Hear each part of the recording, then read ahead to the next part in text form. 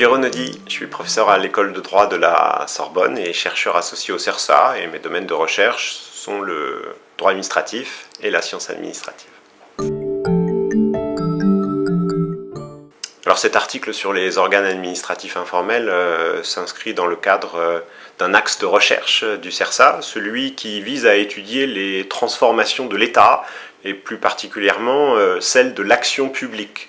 Donc l'idée de cet article, c'est de s'interroger sur les mutations organisationnelles de l'administration, voir au fond comment l'administration, qu'on croit être quelque chose d'immuable, a pu ces dernières années évoluer. Et ce qui m'a intéressé ici, dans le cadre de cet article, c'était de savoir si au sein de cette organisation administrative, eh bien, on pouvait vérifier l'existence d'organismes administratifs informels. Alors qu'est-ce que c'est qu'un organe informel? En tout cas envisagé au sein de l'administration, donc un organe administratif informel.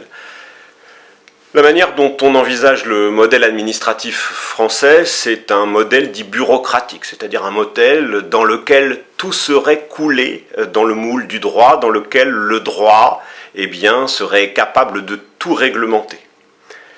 Pourtant, on le sait, ce modèle fonctionne différemment, ne serait-ce que parce que pour fonctionner, il a besoin de relations informelles. Et c'est un fait que de nombreux chercheurs ont pu les mettre au jour. Il existe des relations informelles au sein de l'administration, notamment entre les grands corps ou bien encore entre les agents et les syndicats. Ce que l'on sait moins, en revanche, c'est qu'il existe des organismes ou des organes administratifs informels, c'est-à-dire des institutions, des structures qui seraient, comme disent les juristes, dénuées de base légale, c'est-à-dire des institutions, des services, des organismes qui ne seraient pas pris en compte par le droit, je le dis autrement, dont le droit ne viendrait pas consacrer l'existence et les compétences. Formellement, je me suis intéressé aux organes administratifs informels dans le cadre d'une recherche collective qui a été conduite par l'Association française de droit administratif, qui visait à s'interroger sur les rapports entre le droit et ses organes administratifs informels, et plus particulièrement le droit administratif régissant l'administration et ses organes. Sur le fond, l'idée, c'était de prendre à rebours une idée généralement répandue, à savoir que le modèle administratif est très bureaucratique, est empreint de juridisme.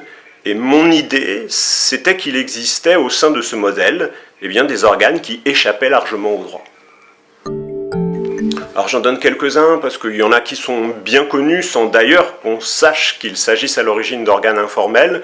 Je vais prendre deux exemples d'organes administratifs informels passés qui ne le sont plus tout à fait. Premier exemple, les cabinets ministériels. Très très longtemps, ça a été une institution purement coutumière.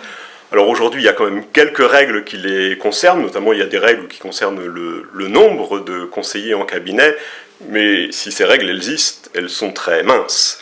Second exemple qu'on peut donner d'un autre organe administratif très important, le secrétariat général du gouvernement. Pendant des décennies, celui-ci n'a fait l'objet d'aucune réglementation. Aujourd'hui, là encore, il existe un règlement intérieur, il existe quelques dispositions réglementaires, mais là encore, ces dispositions sont très minces rapportées à l'importance de cet organe. Si on considère que ces deux organes ne sont plus des organes administratifs informels, parce qu'il y a un petit peu de réglementation qui les régit, aujourd'hui on peut constater encore l'existence d'organes purement informels, c'est-à-dire d'organes coutumiers, d'organes de fait. Il y en a au sein du Conseil d'État, avec par exemple la Troïka. Il y en a aussi à l'Élysée, avec ce que l'on appelle les conseils des ministres restreints. Au fond, ces organes présentent deux types d'intérêts. Ils présentent un intérêt institutionnel, qui est un peu tautologique, c'est-à-dire que leur intérêt, c'est de ne pas être soumis au droit. Donc ces organes, ils sont souples, et ces organes, il est possible du coup de leur faire plein de choses, puisque le droit ne limite pas les compétences que l'on peut leur attribuer. Donc je résume ça de la manière suivante, l'intérêt de ces organes, c'est leur souplesse, c'est leur agilité. Et puis ces organes, ils ont une autre raison d'être, qui tient à ce que généralement, lorsqu'on étudie ceci, tous exercent des missions de coordination. L'intérêt de ces organes, c'est de donner de la fluidité dans le fonctionnement administratif, c'est de faire en sorte que des organes formels, pour le coup, fonctionnent de manière cohérente et coordonnée. Et puis parfois, l'autre raison d'être, et c'est la face cachée de ces organes exercent des missions qui sont à la frontière de la légalité, ce qui peut être la face sombre de ces organes administratifs informels. C'est difficile de répondre à cette question. Au fond, l'intérêt de ces organes, c'est précisément d'échapper à la réglementation, et donc leur vertu, c'est la souplesse. On en perçoit immédiatement l'intérêt, on en perçoit aussi les défauts. Dans une société où la transparence est une valeur importante, eh bien, l'existence même de ces organes qui ne sont pas assis sur une base légale pose deux types de problèmes. Le premier problème, c'est de savoir quelles sont les limites des compétences qui sont susceptibles d'être exercées par ces organes. Le second problème, c'est de savoir comment l'on pourrait engager la responsabilité politique d'un côté et juridique de l'autre de ces organes dès lors que ceux-ci n'existent pas formellement. Et là, pour le coup, ça peut poser problème, particulièrement si ces organes sont appelés à prendre des décisions dans des domaines particulièrement importants. Le Conseil de défense sanitaire, c'est un bon exemple d'organe informel, car c'est un organe qui n'existe pas en droit, mais seulement en fait. Les pouvoirs publics ont recouru à ce Conseil de défense pour lui donner une dimension sanitaire et lui faire prendre des décisions à l'occasion de la crise sanitaire.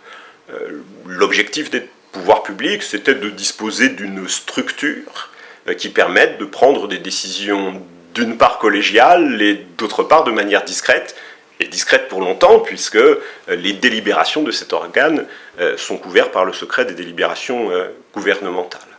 On peut comprendre ce qui a motivé l'intérêt des pouvoirs publics, reste que juridiquement, c'est un dévoiement du Conseil de défense dont l'existence même est prévue par le Code de défense pour gérer des crises d'ordre militaire et liées à la défense et à la sécurité nationale. Or, précisément, la crise sanitaire que nous avons traversée n'est pas une crise de cet ordre.